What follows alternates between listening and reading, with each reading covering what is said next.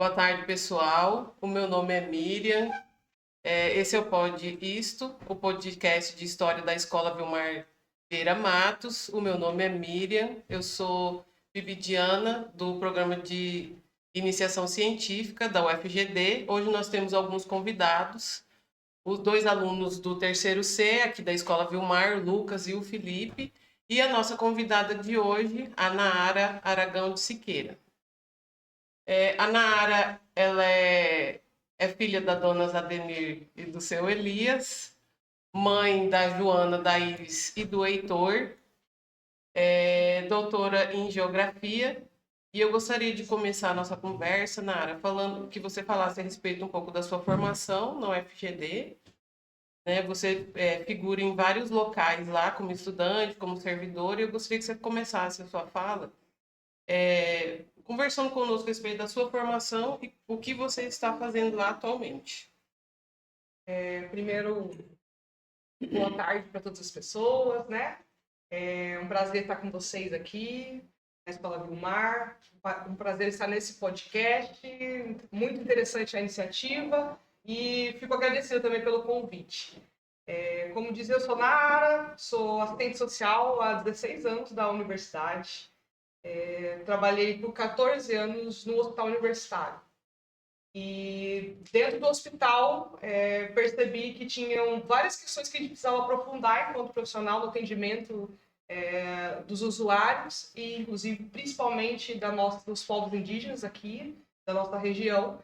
E por isso procurei a formação dentro da própria universidade, no mestrado e no doutorado em Geografia da Saúde, para discutir território e adoecimento, e a partir disso foi muito rico para a minha atuação. Isso também acaba me levando também a transitar mais para a universidade e me levando a virar ouvidora da universidade.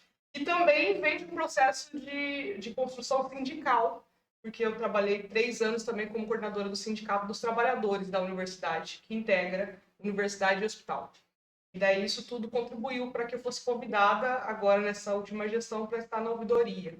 E nesse momento exato, eu estou em transição para a Pró-Reitoria de Ações Afirmativas, porque teve uma eleição, teve uma nova gestão e eu fui convidada para estar nesse espaço. Então, eu sou ouvidora e estou fazendo transição para ser pró-reitora agora, para também trabalhar de forma mais integral com políticas de cuidado na universidade.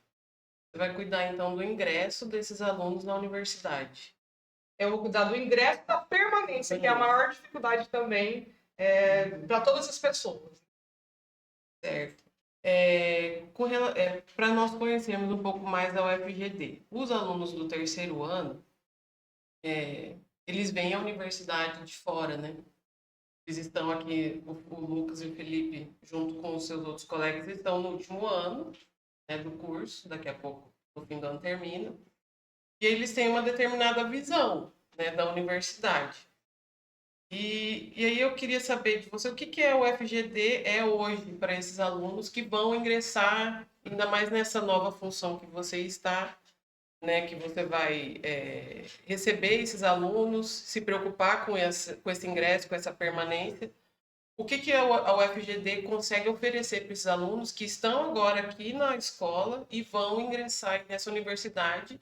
Tem uma ideia, mas a realidade, a gente sabe, quando entra lá é outra, né? Então, a gente tem uma história de que a universidade sempre foi muito classista, né? Quem chegava à universidade pública era a elite brasileira. Já há alguns anos a gente vem disputando que a universidade é um lugar para todas as pessoas. E a universidade, cada vez mais, vem construindo políticas de acesso e permanência para todas as pessoas. Nós estamos com várias políticas de ingresso para favorecer isso, para construir também o desejo, porque a gente teve um momento que parou de ter desejo dos alunos a procurarem, inclusive do conhecimento de não alcance da universidade pública, da não possibilidade de permanência. Então, a gente tem ido até as escolas, tem buscado demonstrar que a universidade está aberta, que é para todas as pessoas, que nós temos os mais diferentes cursos, que nós temos diferentes vagas, e que nós queremos que todas as pessoas entrem na universidade e que consigam permanecer. e pensando nas pessoas que têm, que já trabalham, que a família já depende daquele jovem, inclusive na sua renda, a gente já tem várias políticas de bolsas, né? Então, assim, seja de iniciação científica, seja só de permanência, seja moradia estudantil, alimentação a preço de R$ 1, né? E para povos indígenas, quilombolas, de forma gratuita. Então, a gente faz tudo o que é possível para alcançar e levar para todas as pessoas a garantia que eles consigam ficar depois de entrar. Então, a gente está mudando as formas de ingresso para garantir que mais pessoas entrem, que conheçam os cursos, mas também garantindo que as pessoas que precisam de uma renda para se manter na universidade, para acessar a universidade, também tenham isso. Então, Nara, eu me interessei pelo assunto, né? Porque o colega Lucas, né, falou, a gente está no 3º ano. E eu queria saber mais sobre como funcionam as bolsas. Já que a senhora podia explicar um pouquinho mais. Então, nós temos pelo menos 10 tipos de modalidades de bolsas, porque a gente tem diversos projetos na universidade. Né? E bolsas também é ligada como se fosse a estágio. Né? Então, eu vou fazer um estágio na biblioteca, e daí eu vou colaborar com a equipe da biblioteca e vou receber uma bolsa. Eu vou trabalhar na brinquedoteca, vou receber uma bolsa. E daí eu também tenho bolsas que são só de permanência. Como que eu faço para ingressar? A gente tem uma equipe, uma pró-reitoria chamada de assistência estudantil, que faz a avaliação socioeconômica. Então, ela prioriza as pessoas que têm mais baixa renda. Então, ela vai verificando as pessoas que mais necessitam e, a partir disso, vai liberando as bolsas. Antes, a gente tinha um número muito restrito. Hoje, muitas pessoas são, e a gente tem pouquíssima fila de espera de pessoas que necessitam de bolsa. Porque daí é feita essa verificação. Daí, a gente chama que passa pelo crivo de perfil PROAI, que é essa pró-reitoria. E, a partir disso, a pessoa pode acessar a Bolsa Permanência. Nós temos bolsa também para saúde mental, para dignidade menstrual. A gente tem vários outros projetos incluídos também para garantir que a pessoa tenha uma assistência mais integral durante a universidade. E outros programas de assistência também. A própria alimentação é uma das assistências, né, que a universidade proporciona. Eu queria regressar um pouco a respeito do ingresso, porque né, me interessa também, porque os alunos seria interessante eles saberem que o ingresso na universidade é por vários meios, né? Eu mesmo, vou falar por mim. Eu não fiz vestibular.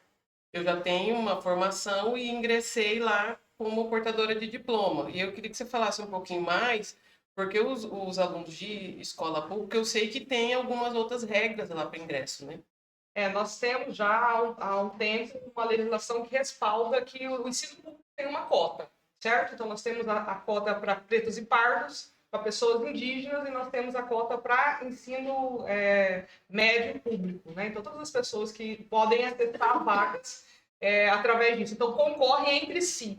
Porque às vezes, mas eu vou concorrer com um aluno que teve um ensino mais especializado e tal. Não, a gente tem essa diferença de acesso.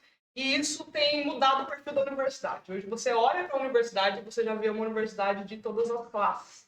Então a gente quer que cada vez mais as pessoas saibam e tenham interesse e busquem essas modalidades. Além disso, das transferências, do portador de diploma. Hoje a gente tem, inclusive, para as pessoas idosas. A gente tem editais específicos para pessoas idosas, nas vagas remanescentes de curso, para que elas possam também adentrar a universidade.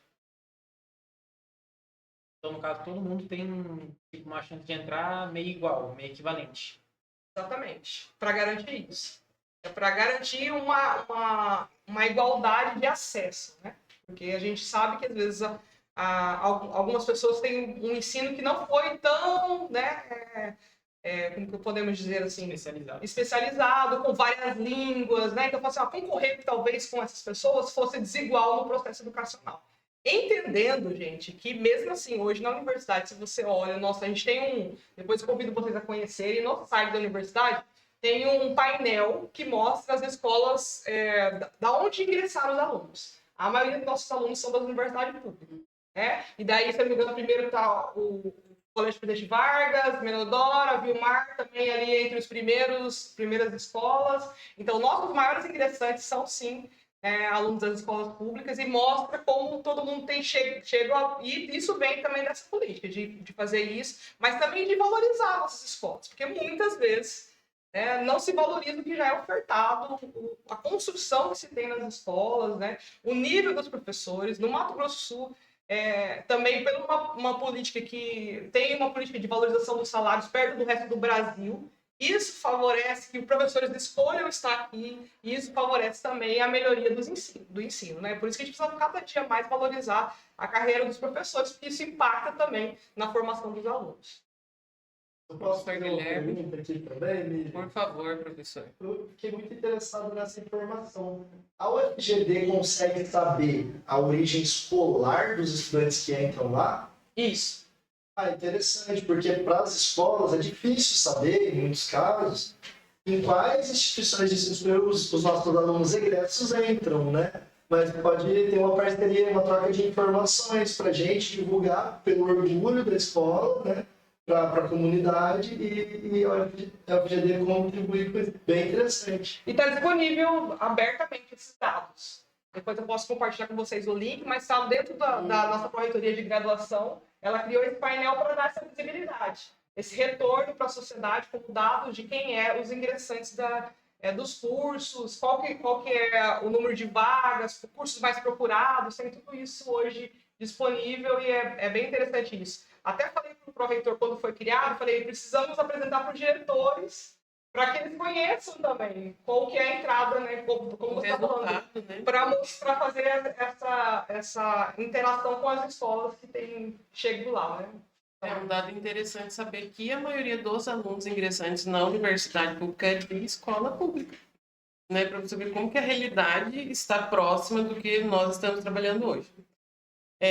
Voltando um pouquinho na questão da ouvidoria, eu queria que você explicasse o que é a ouvidoria, por que ela é importante lá na universidade e como que ela funciona, porque hoje essa é a sua função atual, você está nessa transição, né, para a pró-reitoria, mas o que ela é e o que o estudante de escola, como que esse estudante que ingressa, ela pode contar com essa ouvidoria, para os seus direitos serem preservados e ele ter o direito à voz ali naquele ambiente, que vai ser um ambiente novo para ele, né, lá vai se desenrolar várias situações e como que a ouvidoria pode chegar para ser um auxílio para esse estudante que está entrando lá.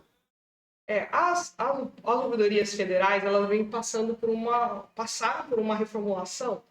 Então, elas são todas integradas, né, à Controladoria Geral da União, para garantir uma transparência, uma conformidade, uma uniformidade da forma de tocar as demandas de ouvidoria. Porque a ouvidoria é um lugar onde você ouve as pessoas. E a partir daquela escuta, você projeta melhorias na instituição, certo? Algumas solicitações, elas são denúncias. As denúncias precisam ser apuradas e serem punidas dentro da sua instância, certo? Mas algumas são só processos de melhoria, né? Então, a ouvidoria hoje, com essa uniformização, ela usa uma plataforma única, junto com a Controladoria Geral da União, que é supervisionada a nível nacional pelo Poder Judiciário. Então, a gente consegue, hoje, garantir uma segurança das informações que chegam, uma fiscalização do trabalho dos ouvidores, da responsabilidade que tem que ter com aquele que ele escuta e com a devolução das respostas, né? Então, a gente trabalha com a plataforma digital Fala BR, que é bem interessante porque fala um pouco sobre o que a gente vem discutindo e os colegas da psicologia sabem que a cura vem pela fala. Então, a gente precisa falar aquilo que está nos incomodando, que está nos atingindo, para que a partir disso nossos direitos sejam garantidos, né? Então, o estímulo é que as pessoas façam sim, né? Utilizem do equipamento e lá fica tudo registrado e a pessoa recebe uma resposta oficial da instituição. A ouvidoria é ligada direto à reitoria, então ela tem acesso direto para fazer os encaminhamentos. E nos casos de denúncia, a partir da primeira triagem da ouvidoria é apurado e acompanhado pela corregedoria, né? Que daí é um outro setor que trabalha toda a apuração, processo administrativo para verificação. Então é um pouco essa perspectiva do qual é o funcionamento, né? O ouvidor ele tem um mandato, então ele fica, a partir do momento que ele é nomeado, ele fica 3 anos e ele não pode ser retirado, até porque para ele ter autonomia de trabalho, e se ele incomodar algumas pessoas, inclusive que serão da gestão, não possam tirar ele, porque ele tem que ter a segurança e estabilidade na função que ele está. Então, a partir de que ele é nomeado, ele é aprovado pela CGU, a partir do seu currículo, né? Tem um curso de formação básica também que você tem que ter, E depois disso, são 3 anos de mandato e pode ser reconduzido por igual período. Para trazer um pouco mais de segurança, a ouvidoria tem a possibilidade de fazer denúncias anônimas, a pessoa recebe a resposta da mesma forma, a gente garante essa resposta, fica no sistema. Então, se a ouvidoria não fizer nada, é depois a pessoa que está na ouvidoria que responde por omissão. Então, é muito importante entender a importância desse canal e utilizar esse canal para garantir seu direito, quando necessário, solicitar uma melhoria, né? E é mais ou menos nessa perspectiva que a gente trabalha na universidade. Legal. Então a gente entendeu já que os estudantes têm várias formas de ingresso e eles têm essa possibilidade de se manter naquele espaço de diversas formas, seja bolsa, seja um projeto, né, e algum outro tipo de assistência que a universidade oferece. E aí, exatamente com relação à visão dos alunos, né, nós temos hoje, quando os jovens enfrentam alguns problemas, e isso vai acontecer no espaço da universidade, acontece em outros espaços. Casos de racismo, casos de assédio.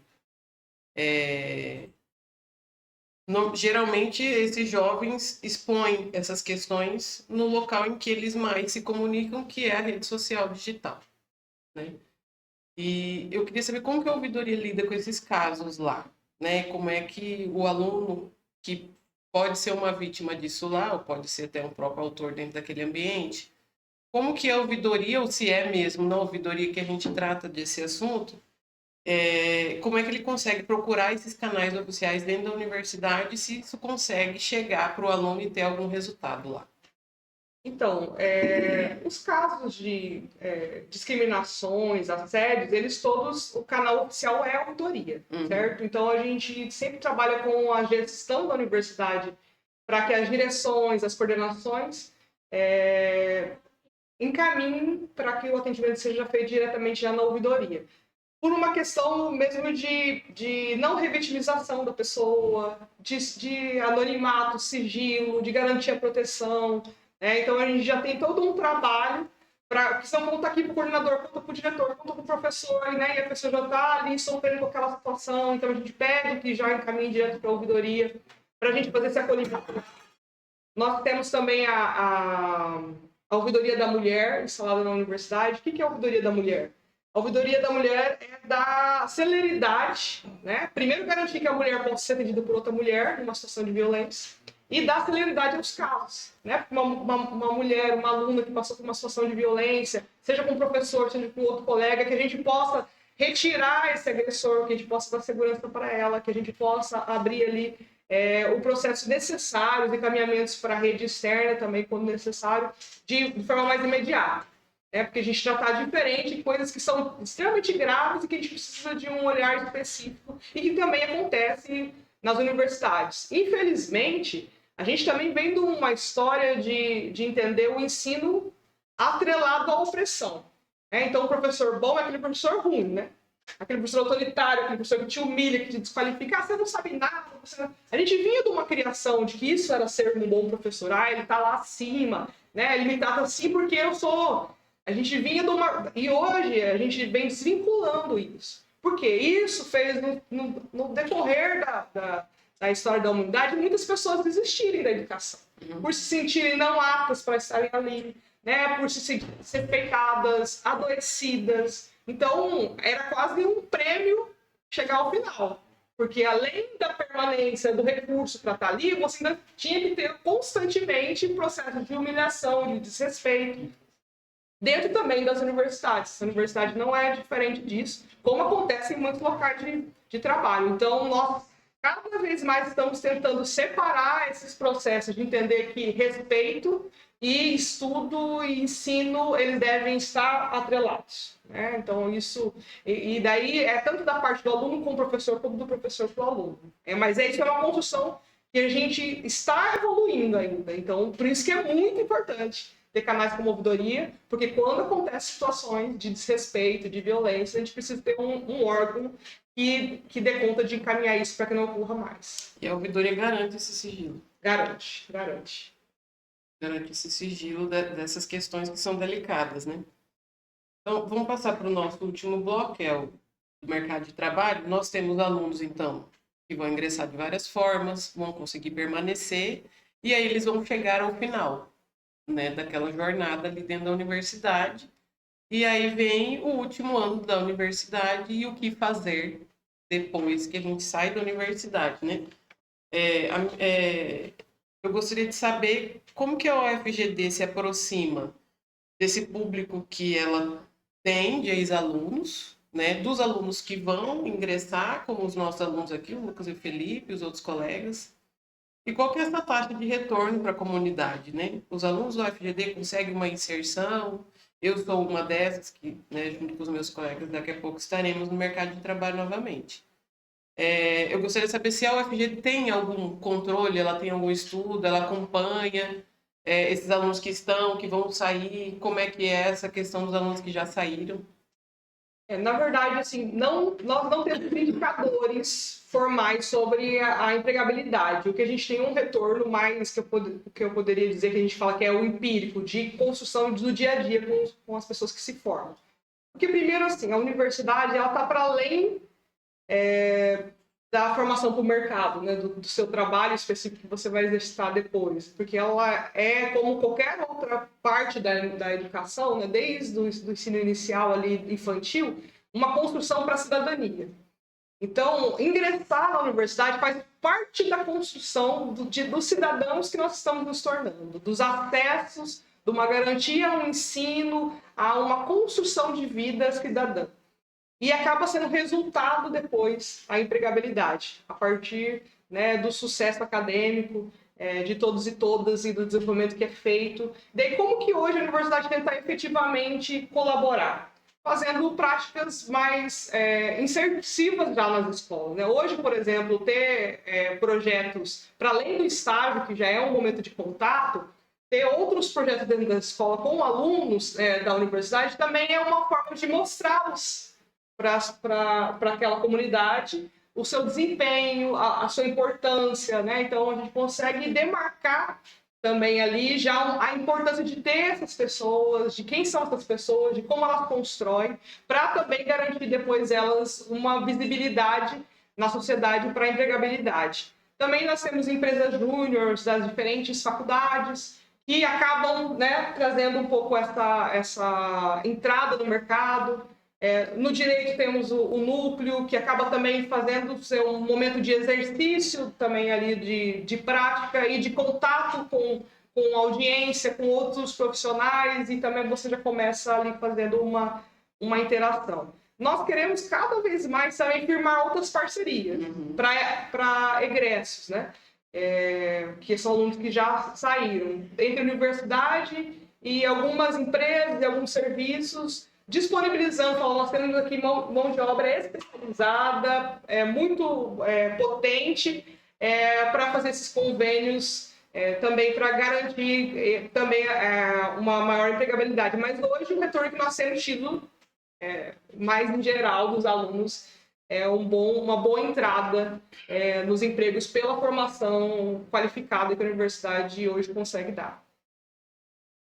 Com relação ao mercado de trabalho, você poderia dizer assim, quais os cursos que são mais procurados?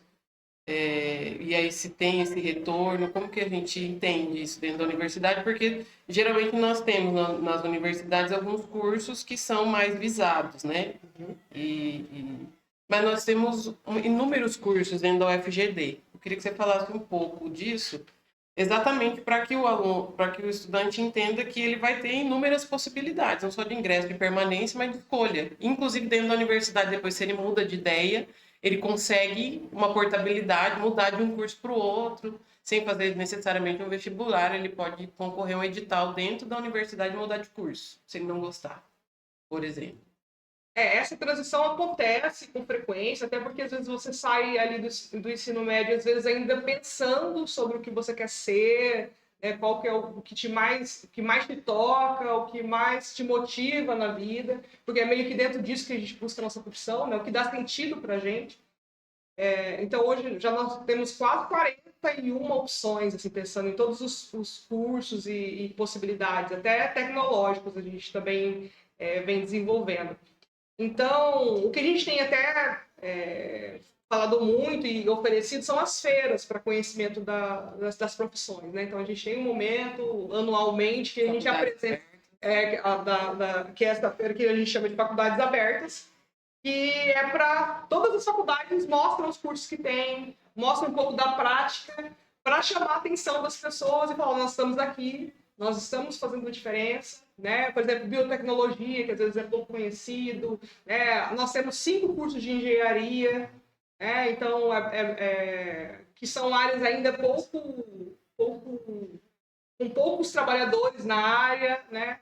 Mas já são concorridos, são cursos concorridos, mas ainda há poucas pessoas formadas na área. E a gente estava aqui com o presidente da Itaipu nessa semana, que fez um grande aporte na nossa cidade, nas cidades aqui do Cone Sul, e ele estava falando o quanto para eles, para a empresa, é importante a pesquisa de baterias para armazenar energia, porque eles produzem energia e tem energia que não tem espaço mais para armazenar.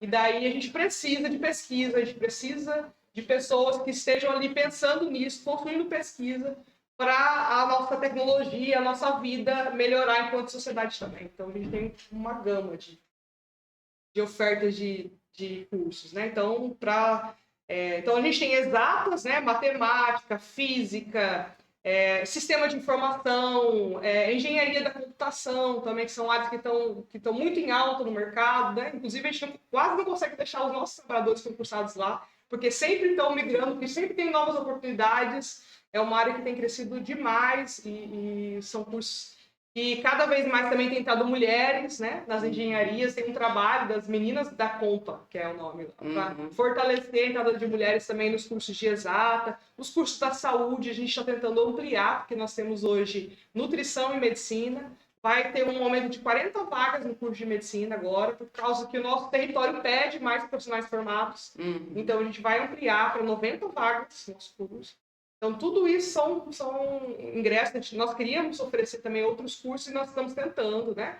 Como fisioterapia, enfermagem, então, terapia ocupacional, outras coisas que a gente está tentando crescer enquanto universidade. Isso está já no projeto, né? Mas hoje na saúde são esses. Na parte de educação também nós temos pedagogia, letras, artes cênicas, né? Com um laboratório fantástico. Também temos a Faculdade de Ciências Humanas, que é Caixa Preta. Nós temos a Faculdade de Ciências Humanas com Psicologia, que é um dos cursos que ainda estão aqui mais concorridos da universidade. Temos Antropologia, Sociologia, História, Geografia. Geografia, inclusive, que é o curso que eu fiz, acabou de tirar nota 6 na pós-graduação. Vai ser acho que é o 3º curso no Centro-Oeste, que tem uma das maiores notas na pós-graduação, um reconhecimento da nossa instituição e do nosso território, das pessoas que estão aqui. Então, assim, tem mostrado a sua relevância à universidade, né? Então, tem uma gama aí de oportunidades. O que eu sempre falo é que conheçam antes de decidir, para ver aquilo que se aproxima mais para você, quais são as possibilidades. A universidade está aberta para isso, né? Por mais que a gente tenha um momento, as visitações são abertas sempre, e a gente pode pactuar aqui com a escola para ter momentos também específicos da escola em contato com a universidade. Cara, eu ia perguntar, essas feiras que você citou, tem alguma que vai acontecer, se já aconteceu esse ano, ou se vai acontecer, né? Tem que informar pra gente? Nesse ano ainda vamos ter as faculdades abertas. Eu não sei te falar exatamente a data, porque a gente ainda está também nessa transição da reitoria, mas as escolas são todas avisadas. Inclusive, aqui o Vilmar sempre tem marcado presença nas faculdades abertas. Mas daí a gente faz o compromisso de mandar aqui para o professor Guilherme a data certinha, com uma certa antecedência. Mas, como eu falei, fica o convite para em outros momentos, ou conhecer faculdades específicas que vocês queiram, né? Então, para isso, a gente pode dialogar e agendar. E como funciona para a gente poder entrar nessas feiras? Só chegar e ou tem que pedir autorização?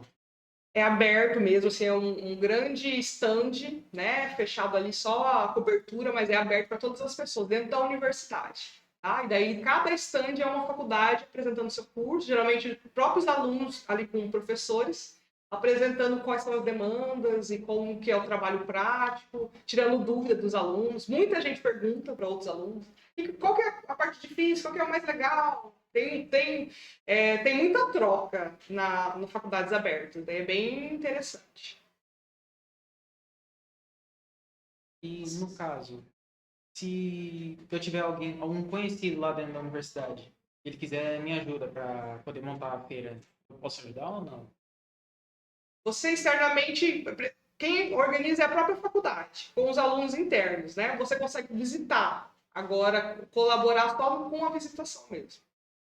Uma pergunta para o Lucas e Felipe é se vocês já têm em mente algum curso de superior vocês pensam em cursar, e se vocês se inspiraram em alguém para chegar ao ensino superior, pessoal. Como eu citei aqui para a Nara, eu penso muito em cursar psicologia, né? Uma das opções que eu penso bastante. Principalmente porque eu gosto dessa ideia de você conversar com as pessoas, de você entender elas, entendeu? Porque no momento da minha vida, quando eu precisei, pessoas que fizeram isso que eu quero fazer, que é interagir, escutar, me ajudaram muito. Eu tenho muita vontade de poder fazer a mesma coisa. Eu penso em fazer engenharia mecânica. Quem me inspirou foi meu tio. Eu até trabalho na oficina dele, eu crio projetos, faço um monte de coisa. Quem me colocou nessa área foi ele. Ele é uma grande inspiração para mim. Ele, inclusive, está me ajudando muito. Tá pedindo para mim estudar. Tem várias pessoas me ajudando também. Ele foi uma grande inspiração para mim. Uma inspiração que meu pai nunca foi para mim. Eu queria entender como é que funcionam os vestibulares lá para ingressar na faculdade, né? Nós temos, como eu disse, tem algumas formas de acesso, né? Nós temos o vestibular da universidade, nós também temos o SISU, que é via Enem, né? Então, são duas provas que dão garantia de ingresso e os outros editais, como eu falei, e a Miriam colocou também, pessoas que já têm diploma, pessoas idosas, que também conseguem fazer processos seletivos diferentes, né? E também transferências de outras faculdades, transferência de curso, né? A pessoa que já está num curso quer ir para o outro. Então, as duas provas oficiais são essas: o vestibular próprio da universidade e o Enem. A nota do Enem também pode te garantir um lugar também na universidade. E por onde que eu posso ficar sabendo que tem esse vestibular? Primeiro tem que seguir o FGD. Quem não segue o FGD já tem que seguir nas redes, né? Vamos lá seguir, o FGD está lá. Ela sempre, com bastante antecedência, começa a divulgação na cidade como um todo, mas as redes também podem ser um facilitador nisso. Que já informa as datas, já te dá também o prazo para concorrer gratuitamente, né? Você pedir isenção da inscrição, daí você não paga a taxa de inscrição. Então, ele já vai dando essa informação. E tanto do vestibular da universidade quanto do Enem. O Enem, como é nacional, passa a nível nacional também na imprensa, mas a gente também sempre está ali frisando. Então, sempre peço para que vocês estejam de olho nas redes, no site. Eu sei que o site quase não é utilizado mais por vocês, mas nas redes a gente tem tentado aprimorar o nosso contato com os mais jovens. A gente sabe que é lá, já estamos ingressando aí no TikTok, para também chegar mais perto cada vez do nosso público-alvo, que são os alunos, né, recém saídos aí do ensino médio. Então, se eu e o meu colega Lucas, o pessoal da sala que também, caso eu queira fazer vestibular, a gente pode pedir a isenção? Pode pedir a isenção. Tá? Porque a gente tem a isenção para a escola pública, que é também dentro da perspectiva da cota que nós temos para a escola pública. Então, a gente tem a isenção. Só que tem um prazo para pedir. Se você não faz antes desse prazo, você tem que pagar depois a taxa. Muitas pessoas vão deixando, né? Então, você pode solicitar e daí depois é deferido essa solicitação. Então, é importante, sim, ficar de olho e é possível fazer de forma gratuita para não precisar pagar nem Enem e nem vestibular. E aí, Nara, vamos imaginar que o Lucas e o Felipe passaram no vestibular. E aí, como que é essa chegada lá? Né? Como é que esses alunos chegam lá? Tem transporte? Não tem? Como que eles conseguem? Porque o campus, ele é numa distância interessante, né, da cidade, né? Como é que faz? E eu sei que agora quase todos os cursos estão concentrados lá no campus, né? Alguns aqui ainda ficaram na Faculdade de Direito e Relações Internacionais, mas a grande maioria está no campus. Então, muito provavelmente, a maioria dos alunos que vão ingressar terão que fazer essa jornada todos os dias, seja de manhã, à tarde, à noite. E eu queria que você dissesse como é que é o transporte para chegar lá. Eu sei porque eu sou uma das usuárias desse transporte. Então, o transporte, ele é oferecido, é o transporte do município mesmo, né? Só que a gente tem uma política, né, de transporte para estudantes. Então, isso favorece o barateamento da passagem, certo? E isso facilita a ida à universidade. Porque realmente a gente está falando de um campus mais distante, só que o que nos proporciona naquele espaço é um grande espaço. Então, se a gente consegue ter mais número de laboratório, mais espaço para construir novas coisas, porque a gente está também num lugar que nos dá essa possibilidade. Só que é distante do centro da cidade. E por isso precisa, a partir do momento que, da mesma forma que, eu não sei se algum de vocês utiliza ônibus para vir para a escola, né? Porque eu utilizava, por exemplo, para estudar na escola estadual que eu estudava. Daí eu buscava meus passos gratuitos na época no ensino médio, lá na rodoviária, né? Apresentava os documentos de ingresso, da mesma forma apresento o documento de ingresso da universidade para fazer uso desses passes em preços diferenciados, né?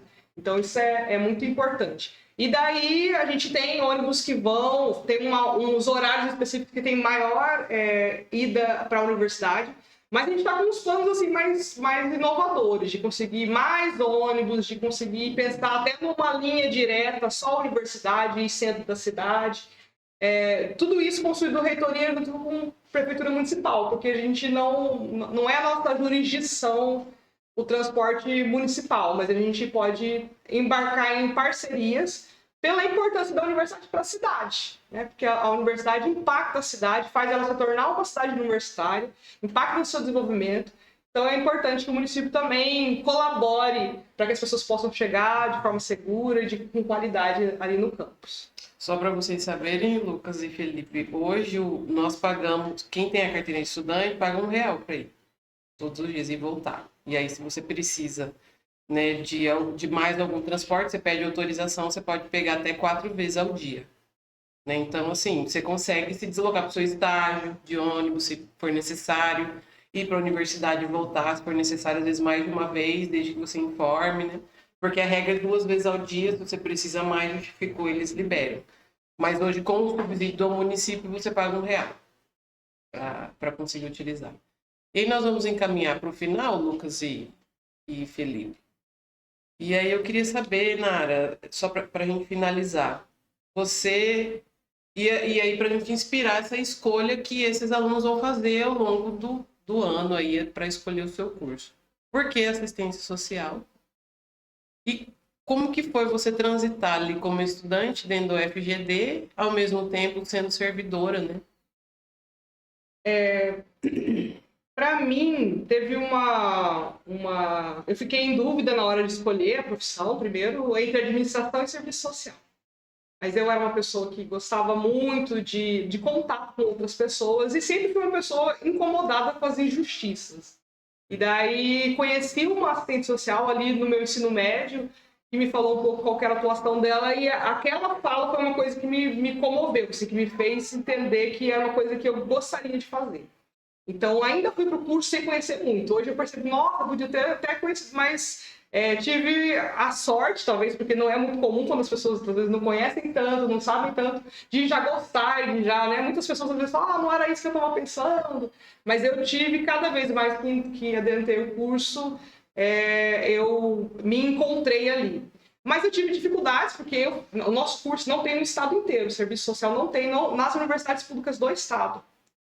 Vai ter agora na UEMS a partir do ano que vem. Então, quem quiser fazer serviço social na UEMS será oferecido na universidade pública, enfim, aqui no nosso estado. Então, eu fiz na Unigran e, naquele momento, tive momentos que tinha que pensar em parar por causa do pagamento, porque, para mim, ficava pesado. Já trabalhava o dia inteiro, mas o que eu trabalhava era para ajudar a minha família, para me manter também, mas não dava conta de pagar a mensalidade.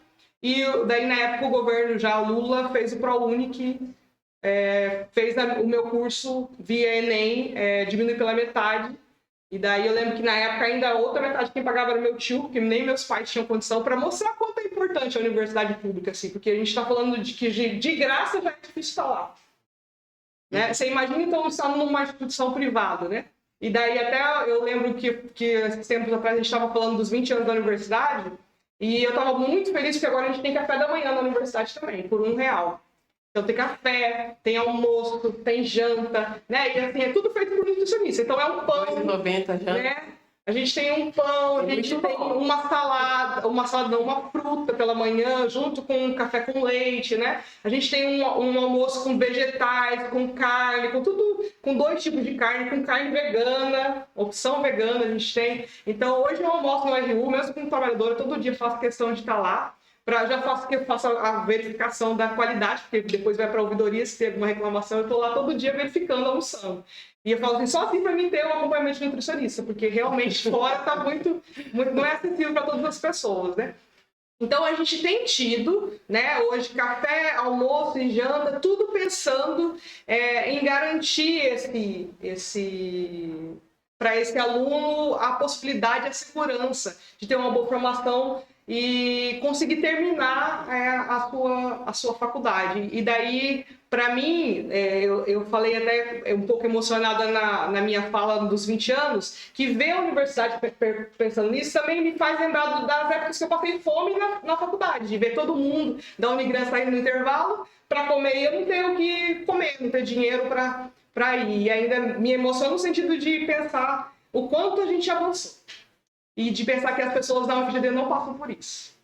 Porque elas têm ali assistência. E nas outras universidades, se você não tiver condições de pagar ali o seu lanche, né? Que às vezes não é nem um lanche balanceado, é aquilo que você puder proporcionar, você vai ficar tendo que esperar até a hora que você chega em casa, que para mim era 11h30 da noite, depois de pegar o ônibus ali, atravessar a cidade, né? Para ir para a periferia, que é onde os trabalhadores estão, daí conseguir comer ali, né, o restante do almoço que tinha sobrado, mas pensar um pouco no quanto é importante pensar permanência e que a universidade hoje está com essa visão, né? E até a criação da pró-reitoria que eu vou estar agora é nessa perspectiva de conseguir garantir de fato a permanência e o ingresso de todas as pessoas nas universidades públicas. Nara, eu quero perguntar mais, que eu confesso que eu me interessei um pouquinho sobre o curso que você fez, de assistente social. Pode falar mais um pouquinho sobre? Porque eu também sou uma pessoa que gosta de interagir bastante com eles, sabe? Tá, o serviço social, ele foi criado a partir da política de assistência social, né? A gente tem uma política nacional, igual tem a política do SUS, né? Que é o Sistema Único de Saúde, a gente também tem uma política de assistência social, que é nacional. O que ela fala? Ela fala que a gente precisa garantir para todas as pessoas uma proteção social básica e uma proteção social especial. A básica é prevenir das condições mínimas de habitação, de alimentação, de lazer, de cultura, né? Vínculos familiares, né? Garantir que isso seja para todas as pessoas, garantido para que elas possam se desenvolver enquanto seres humanos, né? Então isso é uma proteção básica que é oferecido hoje nos territórios. E daí, essa política é desenvolvida, na sua maioria, pelos CRAS. Não sei se você já conheceu um CRAS, Centro de Referência de Assistência Social. Então, é uma política que, dentro dele, um dos profissionais que desenvolve essa política é o assistente social. E também nós temos a política a especial, que já estão para violações de direitos. Aí a gente trabalha em acolhimentos, trabalha com vítimas de violência, trabalha em estabelecimentos penais, pensando em ressocialização das pessoas, né? Então a gente trabalha tanto pensando e prevenindo as vulnerabilidades, quanto também após uma situação de vulnerabilidade, um rompimento de vínculo, uma situação de violência, garantindo que essa pessoa tenha uma assistência do Estado. E daí a gente sai dessa política, mas a gente começa a ir para várias outras coisas. Hoje nós estamos nas escolas, hoje a gente tem inclusive uma lei estadual que tem que ter assistente social e psicólogo em todas as escolas do Mato Grosso do Sul. Ainda não consegue efetivar, a gente tem algumas na Secretaria de Estado, na Secretaria Municipal, mas nas escolas não temos, mas já é uma lei.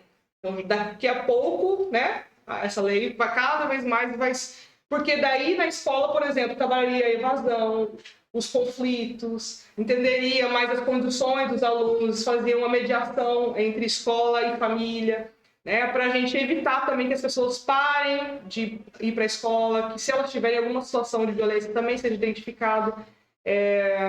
E nós estamos na Previdência Social, hoje nós estamos muito forte na saúde, garantindo direitos dos pacientes, e até porque o adoecimento vem muito da realidade social. Então, a realidade social inflige o corpo a ponto das pessoas, inclusive, internar. Se a gente não tem alguém para pensar essa realidade social, a gente manda a pessoa para casa, ela volta internada. Então, inclusive, a gente diminui reinternações no sistema de saúde. Então, a gente hoje já caminha dentro de todas as áreas, habitação, da parte, inclusive, de toda a parte de agronomia também, nós estamos dentro, falando sobre agroecologia, discutindo desenvolvimento sustentável, né? Então a gente hoje já permeia e é uma área muito aberta.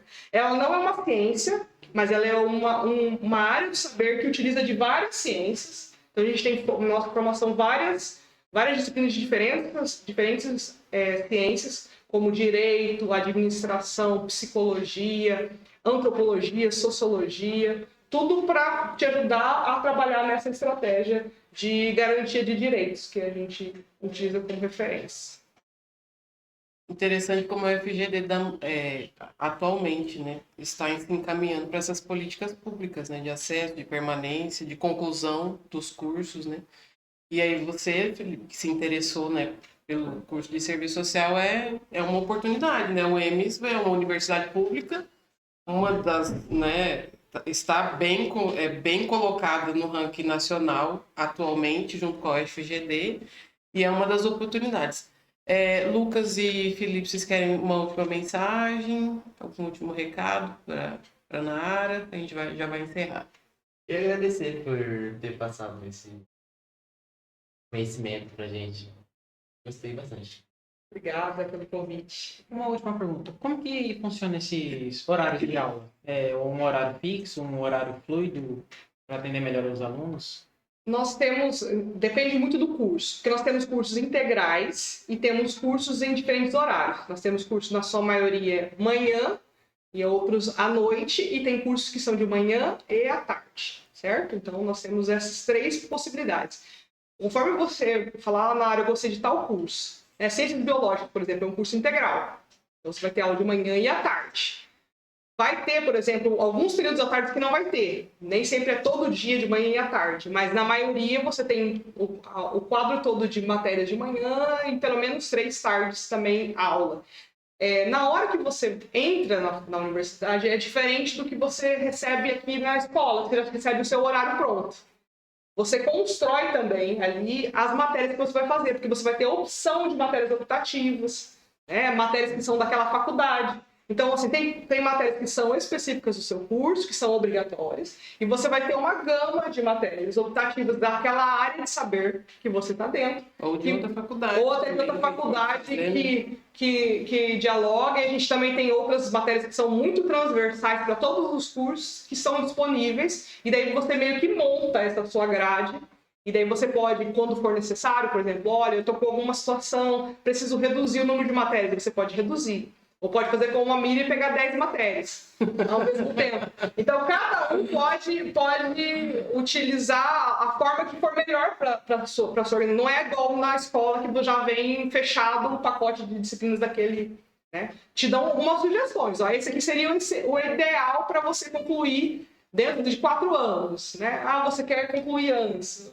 Então, daí você tem algumas coisas que você pode fazer e construir o seu currículo ali. Uma mensagem final para os nossos alunos, Nara, que vão ingressar no UFGD?